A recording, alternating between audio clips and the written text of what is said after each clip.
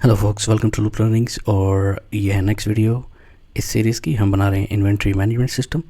आप देख सकते हैं कि हमने टेबल्स ऑलरेडी क्रिएट कर लिए हैं और इस वीडियो से ऑनवर्ड्स हम फोकस करेंगे यूज़र इंटरफेस पे, यानी कि फॉर्म्स, रिपोर्ट्स एट्सेट्रा। सो अगर आप इंटरेस्टेड हैं तो डेफिनेटली ये वीडियो एंड तक ज़रूर देखिएगा। इस वीडियो में हम डैशबोर्ड बनाने वाले हैं।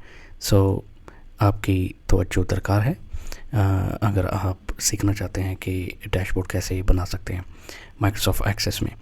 अगर आप मेरे चैनल पर न्यू हैं या वापस आ रहे हैं तो प्लीज़ मेक श्योर कि आप सब्सक्राइब करें, बेल का आइकन हिट करें ताकि आपको नोटिफिकेशन मिले जब भी मैं वीडियो अपलोड करूं।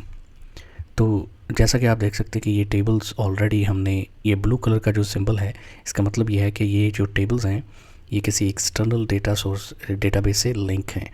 सो ये कोई इसके अपने टेबल्स नहीं है। सो हमने एसक्यूएल सर्वर में, माइक्रोसॉफ्ट एसक्यूएल सर्वर में डेटाबेस बनाया है और उस डेटाबेस को हमने लिंक किया है माइक्रोसॉफ्ट एक्सेस के साथ, जो कि आप देख सकते हैं यार यहाँ पे जो ब्लू कलर साइन है उसका यही मतलब है। सो जो भी हम एंट्री करेंगे यहाँ से, और यहाँ पर एंट्री होगी एसक्यूएल सर्वर से डायरेक्टली। इन एनी केस वहाँ पे, यहाँ पे इन टेबल्स में ये वो इन्फॉर्मेशन हमें मिलेगी। ये था थोड़ा बहुत डेटाबेस के बारे में। अभी जो हम इस वीडियो में जो हम काम करने वाले हैं वो है डैशबोर्ड के ऊपर। मैंने सोचा सबसे पहले हम एक स्केलेटन बना लेते हैं और वहाँ से फिर हम मूव करेंगे नेक्स्ट। अगर स्केलेटन की बात करें तो सबसे पहले जो फॉर्म हम क्रिएट करेंगे या बनाएंगे या जिसके ऊपर हम काम करेंगे वो होगा डैशबोर्ड फॉर्म। अभी तो ये डैशबोर्ड बिल्कुल ब्लैंक है, इसमें कोई बटन नहीं है, कोई ऑब्जेक्ट नहीं है, कुछ भी नहीं है।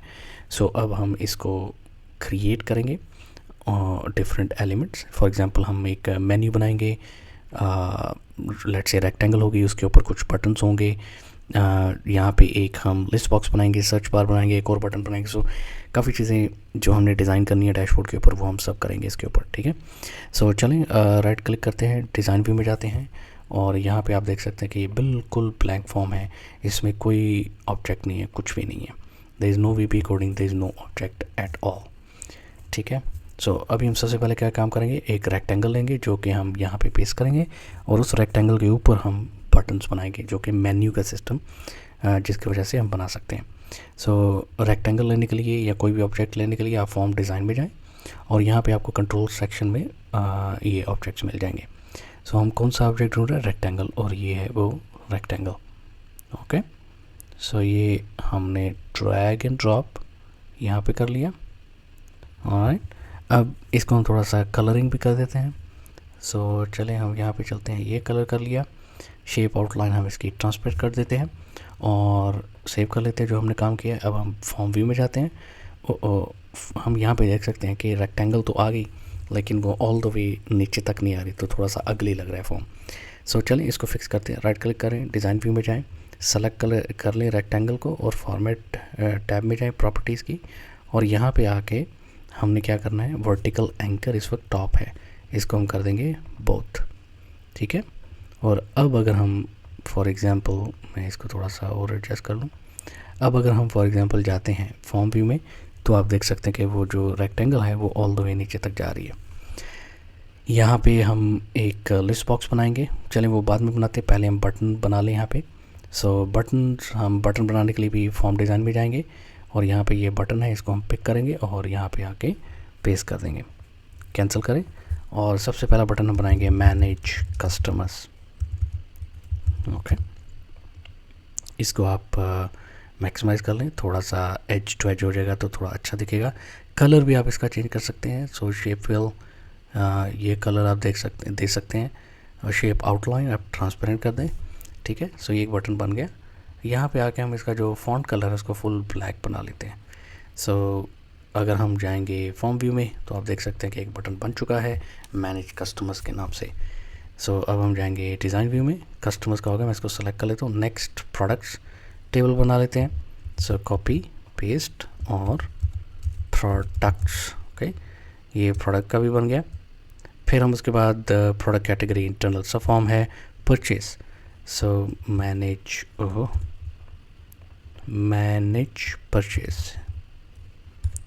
ओके, ये डेफिनेटली मेरा जो कीबोर्ड है वो थोड़ा सा काम ख़राब कर रहा है। मैनेज परचेजेस, ओके, ये हो गया। परचेज डिटेल भी product category, product, so control C control V, manage product categories. Okay, product category के बाद परचेज हो गया, purchase detail, sale, supplier, transaction type.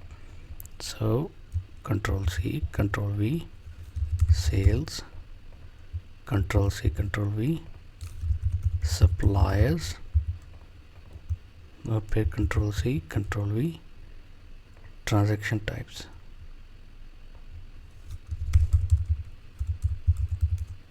ये हो गया हमारा ट्रांजैक्शन टाइप्स। ओके जी।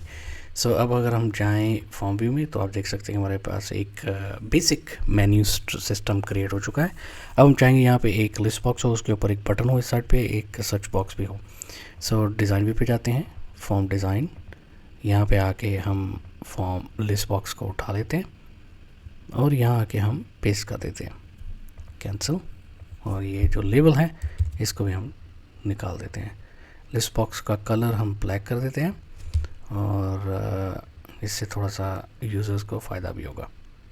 ओके, सो अब एक सर्च बार बनानी है और बटन बनाना है। सर्च बार के लिए आप टेक्स्ट बॉक्स से यूज़ कर लेते हैं और यहाँ पे आके हम नाम दे देते हैं सर्च रिकॉर्ड्स।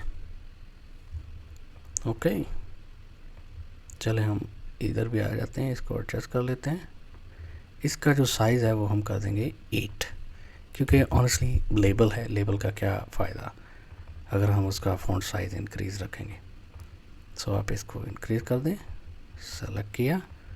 अब हम कोई भी बटन यहाँ से उठाते हैं, उसको पेस्ट कर देते हैं। सो मैनेज कस्टमर्स, यहाँ पे हम बटन क्रिएट बटन। अब ये बटन किसके लिए इस्तेमाल होगा, ये सबसे इम्पोर्टेंट क्वेश्चन है। ये बटन जो है ये रिकॉर्ड्स क्रिएट करने के लिए इस्तेमाल होगा। मैं आपको एक्सप्लेन करता हूँ थोड़ी देर बाद में कि इस बटन का एक्चुअल पर्पस क्या है। सो अब हम जाते हैं फॉर्म व्यू में। आप देख सकते हैं कि यहाँ पे एक छोटा सा मेन्यू है जिसके अंदर बटन्स भी हैं, क्रिएट बटन है, सर्च टेक्स्ट बॉक्स है और ये हमारे पास लिस्ट बॉक्स है। अगर आप देखें लिस्ट बॉक्स भी सेम है जैसा कि हमारा ये रेक्टेंगल था। सो इसको डिज़ाइन व्यू में जाते हैं, सेलेक्ट करते हैं और टॉप की बजाय हम करते हैं बोथ। ठीक है। अच्छा, एक काम मैं भूल गया, वो ये है कि ये बटन्स के नाम देना भूल गया। सो BTN कस्टमर्स,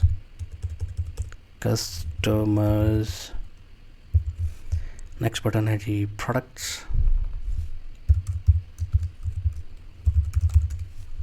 नेक्स्ट बटन है परचेजेस,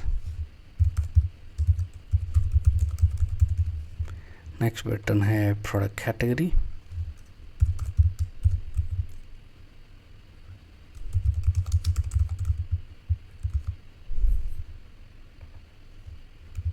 ओके।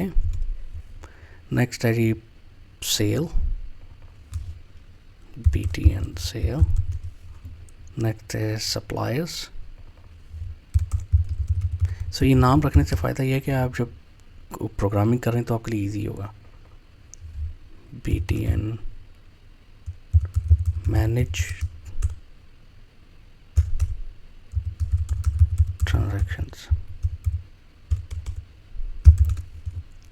और BTN क्रिएट। ओके, इसका भी नाम रख लेते हैं TXT सर्च, और इसका जो लिस्ट बॉक्स है इसका भी नाम हम LIST रख सकते हैं। सो अब हम चलते हैं, देखते हैं फॉर्म व्यू, और आप देख सकते हैं कि मेन्यू बन के हमारे पास बटन है, लिस्ट बॉक्स है, सर्च बॉक्स है, क्रिएट बटन है। अच्छा, फ्लो क्या होगा, अगर लेट से हमने यूज़र्स ने कस्टमर्स को देखना है, प्रोडक्ट्स को देखना है, सेल्स के देखना है, तो लेट से कस्टमर्स है, मैं यहाँ पे क्लिक करूँगा तो यूज़र को एक्टिव कस्टमर्स की यहाँ पे लिस्ट आ जाएगी। फिर मैं वो रिस्पेक्टिव कस्टमर को डबल क्लिक करूँगा, फॉर्म ओपन हुआ। ठीक है, इसी तरह परचेजेस और अदर बटन भी ऐसे ही हैं। सो ये थी आज की वीडियो में, मैं ये डेमोस्ट्रेट करवाना चाह रहा था कि हम स्केलेटन कैसे तैयार करेंगे अपनी एप्लीकेशन के लिए। तो होपफुली आपने कुछ सीखा होगा, नहीं भी सीखा तो मुझे कमेंट्स में ज़रूर बताएं। अगर वीडियो पसंद आई तो लाइक का बटन प्रेस कर दें और चैनल को सब्सक्राइब करें, बेल का आइकन हिट करें ताकि आपको नोटिफिकेशन मिले जब भी मैं नई वीडियो अपलोड करूं। थैंक यू, मिलते हैं नेक्स्ट वीडियो में।